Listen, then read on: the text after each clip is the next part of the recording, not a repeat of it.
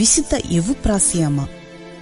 തികച്ചും സാധാരണവും ലളിതവുമായ ജീവിതം നയിച്ച് വിശുദ്ധിയുടെ പടവുകൾ കീഴടക്കിയ സുഹൃതിനിയാണ് എവുപ്രാസ്യാമ്മ.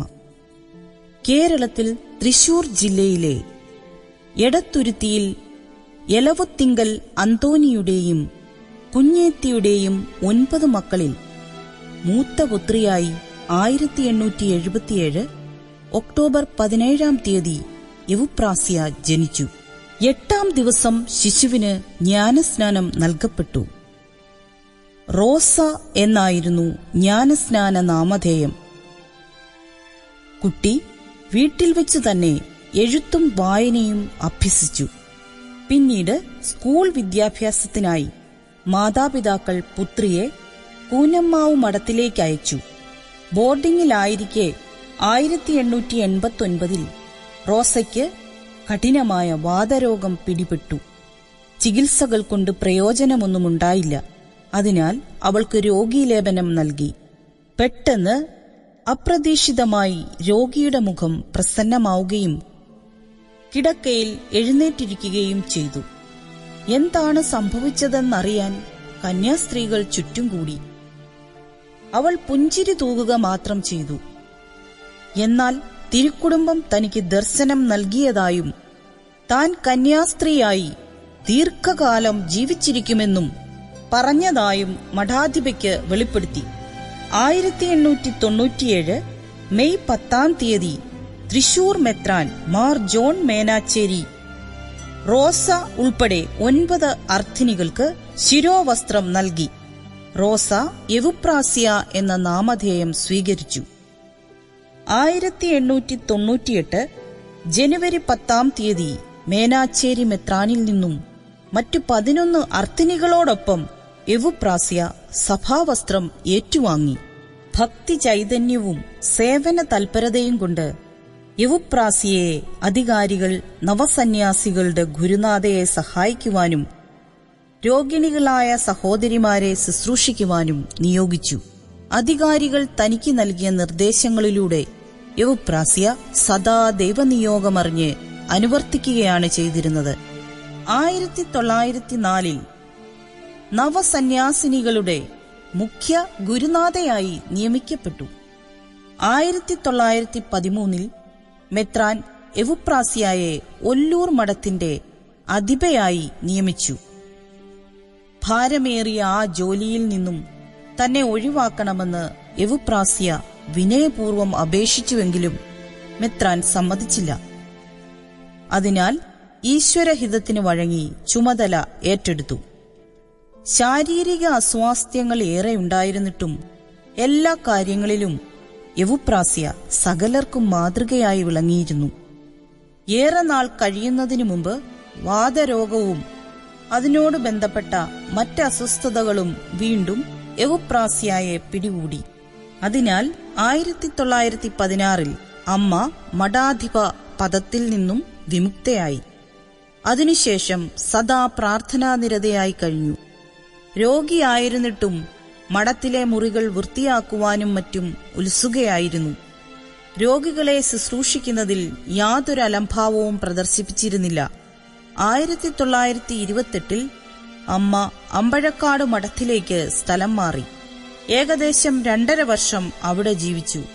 ആ മഠത്തിൽ രോഗിണികളായ സഹോദരിമാരെ ശുശ്രൂഷിക്കുന്നതിൽ അമ്മ ശ്രദ്ധ പുലർത്തി.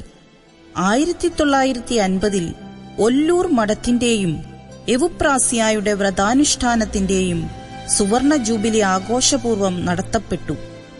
1952 ആഗസ്റ്റ് 29 തീയതി അമ്മ നിത്യസമ്മാനത്തിനായി സ്വർഗത്തിലേക്ക് യാത്രയായി.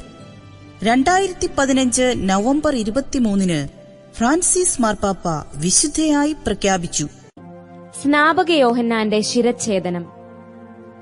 ഗബ്രിയേൽ ദേവദൂതന്റെ മംഗള സന്ദേശാനുസാരം കന്യകാമറിയത്തിന്റെ സഹോദരി എലിസബത്തിൽ നിന്ന് സ്നാപക യോഹന്നാൻ ജനിച്ചു. ജനനത്തിനു മുൻപ് തന്നെ കന്യകാമറിയത്തിന്റെ അനുഗ്രഹീതമായ സന്ദർശനം വഴി ഉത്ഭവ പാപത്തിൽ നിന്ന് യോഹന്നാന് മോചനം സിദ്ധിച്ചു. ഈശോ നസറത്തിലും സ്നാപക യോഹന്നാൻ 110 കിലോമീറ്റർ അകലെ മലനാട്ടിലും വളർന്നു. രക്ഷകനായ ഈശോയെ സ്വീകരിക്കുന്നതിന് ജനങ്ങളെ ഒരുക്കാനായി സ്നാപകൻ മരുഭൂമിയിൽ പ്രായശ്ചിത്തവും തപസ്സുമായി ജീവിച്ചു. കർത്താവിന്റെ വഴികൾ ഒരുക്കുക, അവിടുത്തെ ഉൾവഴികൾ ഒരുക്കുക എന്ന മരുഭൂമിയിൽ വിളിച്ചു പറയുന്ന സ്വരമാണ് താനെന്നത്രേ അദ്ദേഹം സ്വയം വിശേഷിപ്പിച്ചത്. പ്രായശ്ചിത്തത്തിന്റെ ജ്ഞാനസ്നാനം പ്രസംഗിച്ചുകൊണ്ടിരിക്കെ ജോർദാനിൽ വെച്ച് യേശുക്രിസ്തുവിനെ ജ്ഞാനസ്നാനപ്പെടുത്തുകയും തന്റെ ശിഷ്യന്മാർക്ക് ഈശോയെ പരിചയപ്പെടുത്തുകയും ചെയ്തു. വിശുദ്ധ മർക്കോസിന്റെ സുവിശേഷം 6-ാം അധ്യായം 17 മുതൽ 29 വരെയുള്ള വാക്യങ്ങൾ.